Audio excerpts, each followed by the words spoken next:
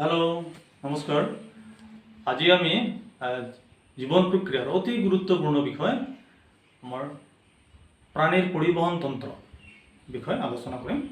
तो आमार प्राणीर परिवहन तंत्रत आमार परिवहन तंत्र की परिवहन तंत्रर प्रकार तार पाছত तेजर आमार परिवहन हृदयंत्रत किदरे हय तेज और लसिकार पार्थक्य एबिलाकर विषय आमी आलोचना करिम।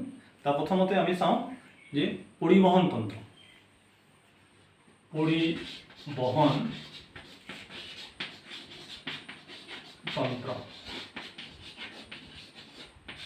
परिवहन तंत्र कि ये प्रथमते जनातो दरकार जी तंत्ৰৰ द्वारा प्राणी देहत कोषबरत आमार अक्सिजेन और पुष्टिकारक द्रव्यर जोगान धरा है और विपाकीय कार्य फलस्वरूपे आमार कार्बन डाई अक्साइड और बर्जनीय पदार्थসমূह बाहिर उलियाई अना है बा आमार रेशन अंगल कढ़ियाई अना है ताके कोৱা হয় आमार परिवहन तंत्र বুলি কোৱা হয়।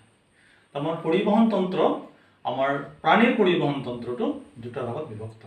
এটা হল आमार रक्त परिवहन तंत्र और आन এটা হল आमार लसिका परिवहन तंत्र। आमार चোৱা জমিত এটা হল रक्त परिवहन तंत्र এটা হল আমার লসিকা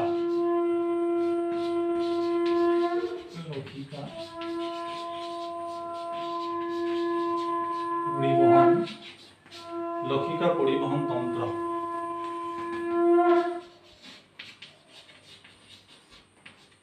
এতিয়া रक्त परिवहन तंत्र কি এটা रक्त বা তেজৰ দ্বাৰা আমাৰ পৰিবহন হোৱা প্ৰক্ৰিয়াটোকে কয় रक्त परिवहन तंत्र। এটো লসিকা परिवहन तंत्र কি লসিকাৰ দ্বাৰা আমাৰ বিভিন্ন দ্ৰব্যসমূহ পৰিবহন হোৱা প্ৰক্ৰিয়াটোকে কয় আমাৰ লসিকা परिवहन तंत्र। এটা रक्त परिवहन तंत्र আকৌ আমাৰ তিনিটা উপাদানেৰে গঠিত। কি কি তিনিটা উপাদান চোৱা যাওক।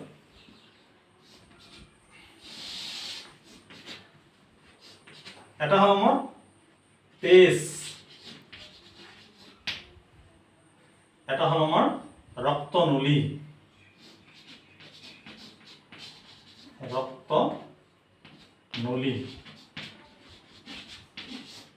আর এটা হল আমার হৃদযন্ত্র।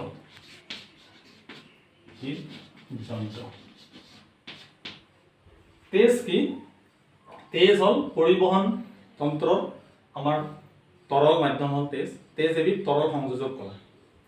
ইয়াত তেজ আকৌ प्रधानকৈ দুটা অংশৰে গঠিত। কি দুটা অংশ? এটা হল আমাৰ প্লাজমা,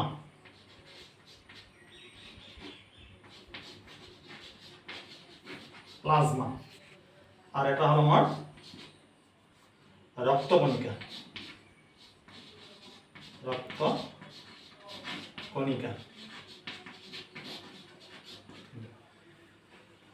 এটা ৰক্তনলী কি ৰক্ত চলাচল কৰা নলী বলো কি কয় ৰক্তনলী। আৰ হৃদযন্ত্ৰ হৃদযন্ত্ৰৰ সংকোচন আৰু সম্প্ৰসাৰণৰ ফলত আমাৰ শৰীৰত বিভিন্ন আমাৰ তেজৰ চলাচল সংঘটিত হয়। এতিয়া আমাৰ প্লাজমা আকৌ কিহেৰে গঠিত? প্লাজমা আমাৰ দুইবিধ উপাদানেৰে গঠিত। এটা হল পানী আৰু আমাৰ रासायनिक द्रव्यरे गठित। रासायनिक द्रव्य বুলি ক'লে জৈৱিক আৰু অজৈৱিক পদাৰ্থৰে গঠিত। আমাৰ ইয়াত পানীৰ পৰিমাণ 90 পৰা 92% পানীৰ পৰিমাণ। প্লাজমাই আমাৰ খাদ্য দ্ৰব্য পৰিবহন কৰে, আমাৰ অক্সিজেন গেছ পৰিবহন কৰে। তেজৰ ভৌম দ্ৰব্যকে প্লাজমা বুলি কোৱা হয়। এতিয়া ৰক্তকণিকা আকৌ আর গঠনাত্মক উপাদান আছে। রক্তকণিকার গঠনাত্মক উপাদান তিনিবিধ। এটা হল আমার লোহিত রক্তকণিকা, এটা হল আমার শ্বেত রক্তকণিকা, আর এটা হল অনুচক্রিকা।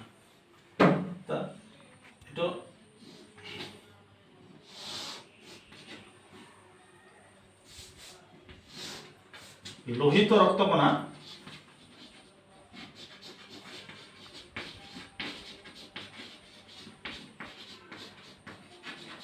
নাম্বাৰ 2 হেত ৰক্তকণা, নাম্বাৰ 3 অনুচক্ৰিকা।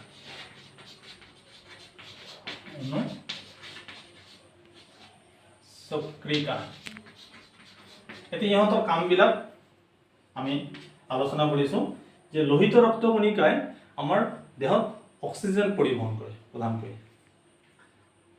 বিভিন্ন কোষ কলাসমূহত অক্সিজেনৰ যোগান ধৰে। শ্বেত ৰক্তকণিকাই শৰীৰক প্ৰতিৰক্ষা কৰে, দেহত এণ্টিবডি গঠন কৰি শৰীৰক ৰোগৰ বীজাণু ধ্বংস কৰে আৰু শৰীৰক প্ৰতিৰক্ষা কৰে। অনুচক্ৰিকা আমাৰ ইয়ে তেজ ক্ষতস্থানৰ পৰা তেজ গোট মৰা বা চিকুৰা মৰা সহায় কৰে। এইখিনি আমাৰ ৰক্ত কণিকাৰ বিভিন্ন অংশ। এতিয়া আমি চাম ৰক্তনলী। ৰক্তনলী কি কি উপাদানেৰে গঠিত এইটো আমি চাম। ৰক্তনলী আকৌ তিনিবিধ উপাদানেৰে গঠিত। এটা হ'ল আমাৰ ধমনী, এটা হ'ল আমাৰ শিৰা, আৰু এটা হ'ল আমাৰ ৰক্তকেশিকা।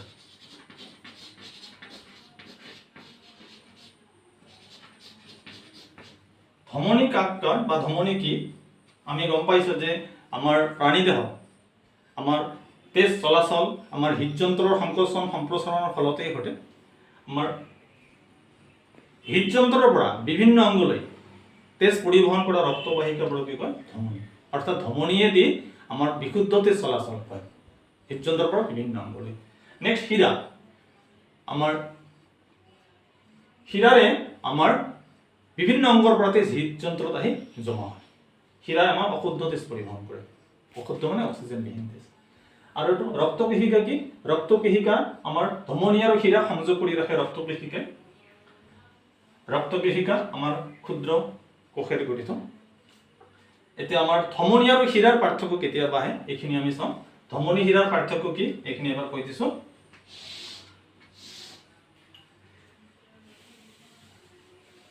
ধমনী, এইমাত্ৰ আমি গম পালো যে ধমনীবোৰে আমাৰ হৃদযন্ত্ৰৰ পৰা বিভিন্ন অংগলৈ অক্সিজেনযুক্ত তেজ পৰিবহন কৰে।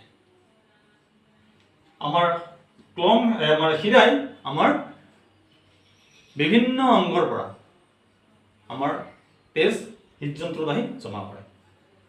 নেক্সট 2 নম্বৰ আমাৰ কি যে ক্লম ধমনী, ইয়াৰ বাহিৰে বাকী ধমনীয়ে বিশুদ্ধ তেজ পৰিবহন কৰে আৰু ক্লম শিৰাৰ বাহিৰে বাকী শিৰাই আমাৰ অশুদ্ধ তেজ পৰিবহন কৰে। 3 নম্বৰ কি আমাৰ ধমনীৰ কোষবেদ ডাঢ় হয় আৰু শিৰাৰ কোষবেদ পাতল হয়। ইয়াত মেইন কথা এইটোৱে যে ধমনী আৰু শিৰাই ধমনীয়ে দিয়ে তেনেহলে আমাৰ হৃদযন্ত্ৰৰ পৰা তেজ বিভিন্ন অংগলৈ পৰিবাহিত হয় ধমনীয়ে, আৰু শিৰাই হৃদযন্ত্ৰত আহি জমা হয়। এই কথাটো মনত ৰাখিব লাগিব। নেক্সট এতিয়া আমি চাম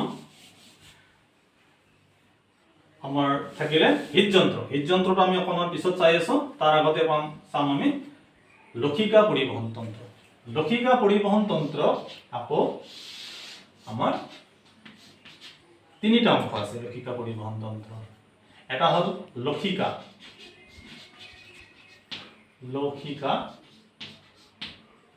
আৰু এটা হ'ল আমাৰ লক্ষিকা নলী।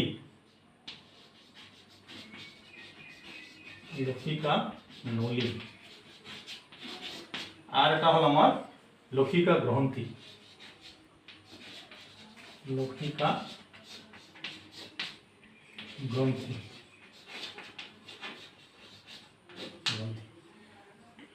লক্ষিকা হল কি তেজৰ দৰে আমাৰ প্লাজমৰ এটা তৰল অংশ।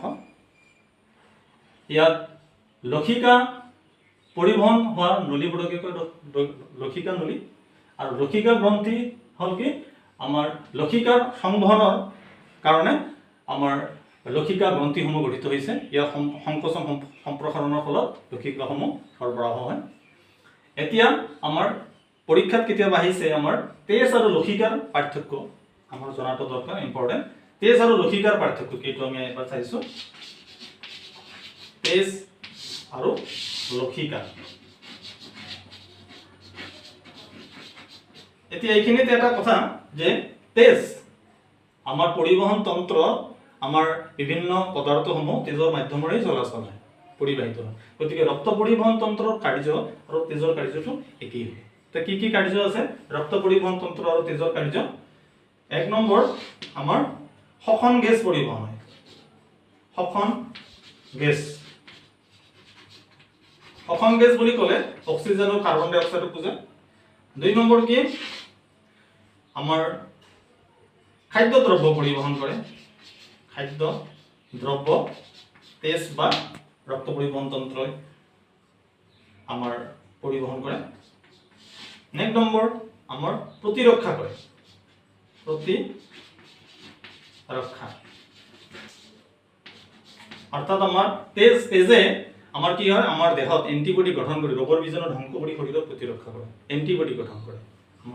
নেক্সট 4 নম্বৰ শৰীৰৰ উষ্ণতা নিয়ন্ত্ৰণ কৰে তেজে শৰীৰৰ বিভিন্ন অংশলৈ পৰিবাহিত হয় আৰু তেজৰ শৰীৰৰ উষ্ণতা নিয়ন্ত্ৰণ কৰে। এইখিনি আমাৰ তেজৰ কাম বা ৰক্ত পৰিবহন তন্ত্ৰৰ কাম। এতিয়া আমি চাইছো তেজ আৰু লসিকাৰ কিবা পাৰ্থক্য আছে নেকি? হয়, তেজ আৰু লসিকাৰ মাজতো পাৰ্থক্য আছে। তেজত আমাৰ হিমোগ্লোবিন থাকে, ইয়াত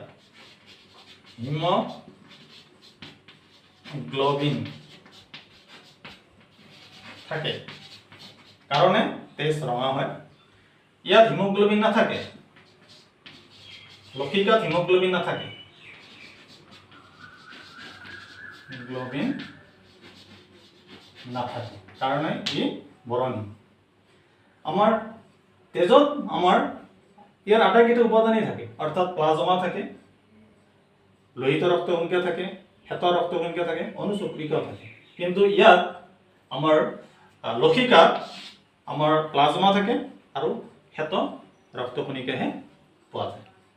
তা এইখিনিয়ে মনত ৰাখিলে হ'ল। নেক্সট আমি চাম এতিয়া লাষ্ট আমাৰ হৃদযন্ত্ৰ।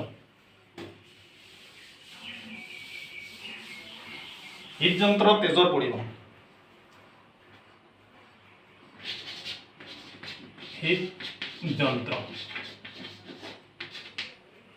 হৃদযন্ত্ৰটো আমাৰ এটা পাম্পৰ দৰে কাম কৰে আৰু এই হৃদযন্ত্ৰ হৃদপেশীৰ দ্বাৰা গঠিত।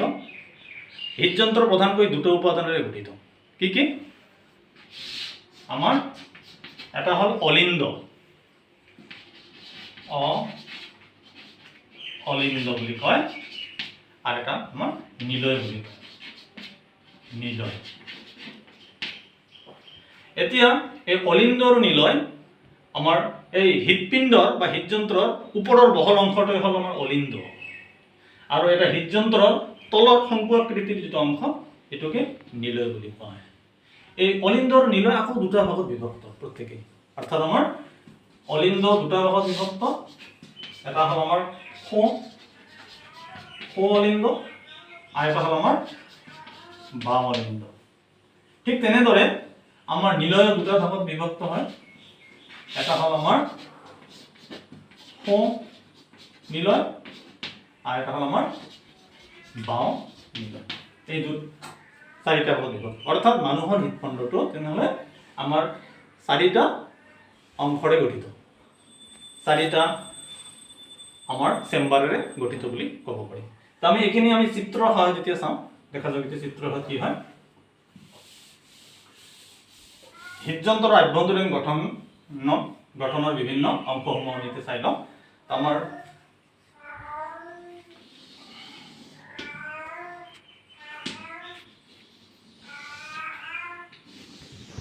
হৃদযন্ত্ৰ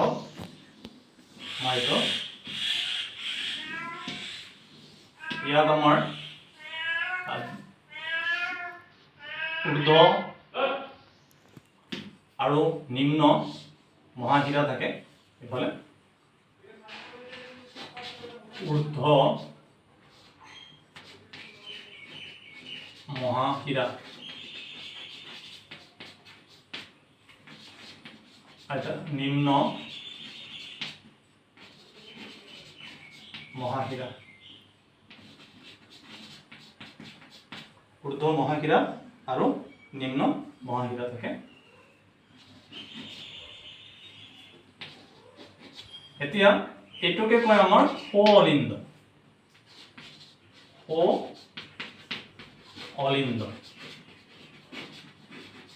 অলিন্দ এইটো ইয়াত আমাৰ এইটো মহাধমনী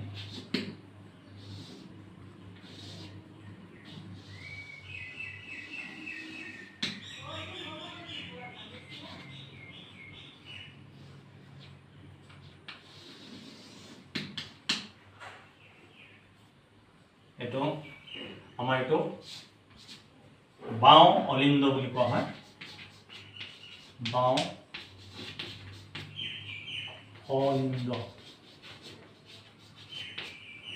অলিন্দ নেক্সট আমাৰ হ'ল এইটো মহাধমনী এইটো হ'ল আমাৰ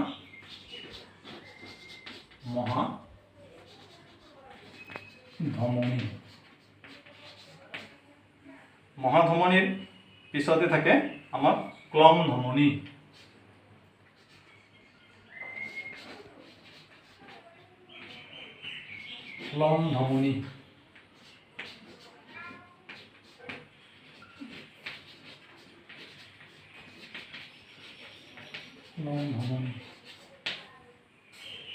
ইয়াতে আমাৰ ক্লম শিৰা থাকে ক্লম শিৰা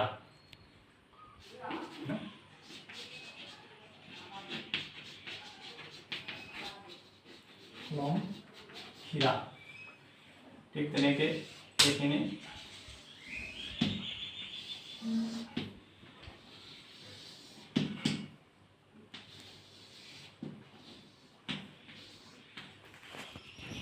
আমাৰ নিলয়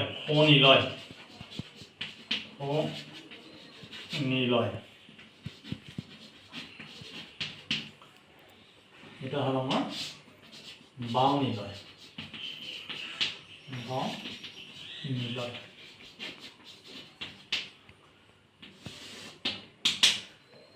ইয়াত আমাৰ তিনিটা ছিদ্ৰযুক্ত আমাৰ স অলিন্দ আৰু স নিলয় আমাৰ তিনিটা ছিদ্ৰযুক্ত আমাৰ ট্ৰাইকাস্পিড ভাল্ভ থাকে স অলিন্দ আৰু স নিলয়ৰ মাজত ঠিক তেনেকে বাওঁ অলিন্দ আৰু বাওঁ নিলয়ৰ মাজত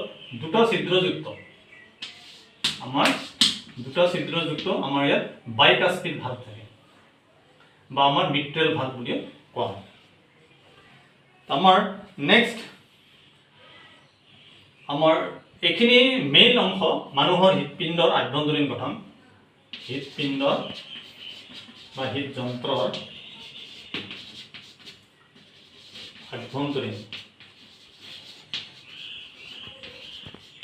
আভ্যন্তৰীণ গঠনৰ চিত্ৰ এইখিনি মেইন এতিয়া আমাৰ হৃদযন্ত্ৰত তেজৰ পৰিবহন কিদৰে হয় এইটো আমি এতিয়া চাওঁ হৃদযন্ত্ৰ আমি গম পালো যে প্ৰাণীৰ মানুহৰ হৃদযন্ত্ৰটো চাৰিটা কোঠালিত বিভক্ত দুটা আমাৰ অলিন্দ আৰু দুটা নিলয় তা আমাৰ হৃদপিণ্ডত বা হৃদযন্ত্ৰত অক্সিজেন কেনেদৰে পৰিবহন হয় এক নম্বৰ কথা যে আমাৰ বিভিন্ন অংগৰ পৰা অশুদ্ধ তেজ আমাৰ নিম্ন মহাশিৰা আৰু ঊৰ্ধ্ব মহাশিৰাৰ আহি স অলিন্দত সোমায় বা প্ৰৱেশ কৰে আৰু আমাৰ বিশুদ্ধ তেজ আমাৰ হাঁওফাঁওৰ পৰা বিশুদ্ধ তেজ আমাৰ ক্লম ধমনীত আমাৰ হাঁওফাঁওৰ পৰা বিশুদ্ধ তেজ বাওঁ অলিন্দত সোমায় এই অলিন্দ দুটা যেতিয়া তেজেৰে পূৰ্ণ হৈ পৰে তাত আমাৰ চাপৰ ফলত আমাৰ সংকোচন ঘটে আৰু আমাৰ এই ট্ৰাইকাস্পিড ভাল্ভ আৰু বাইকাস্পিড ভাল্ভৰে আমাৰ এই অশুদ্ধ তেজখিনি আমাৰ স অলিন্দৰ পৰা স নিলয়লৈ আহে আৰু বিশুদ্ধ তেজখিনি আমাৰ বাওঁ অলিন্দৰ পৰা বাইকাস্পিড ভাল্ভেৰে আমাৰ বাওঁ নিলয়লৈ আহে এতিয়া আমাৰ স নিলয়ৰ যিখিনি আহাৰ লগে লগে বাওঁ নিলয় আৰু স নিলয় যেতিয়া তেজেৰে পূৰ্ণ হৈ যায় তেতিয়া আমাৰ এই ভাল্ভ দুটা বন্ধ হৈ যায় আৰু ইয়াত তাত কিছুমান ঊৰ্ধ্ব চন্দ্ৰাকাৰ ভাল্ভৰ সৃষ্টি হয় আৰু সৌ নিলয়ৰ পৰা আমাৰ অশুদ্ধ তেজখিনি আমাৰ হাওঁফাওঁত সোমায় আৰু হাওঁফাওঁৰ পৰা আমাৰ নিলয়লৈ আহে।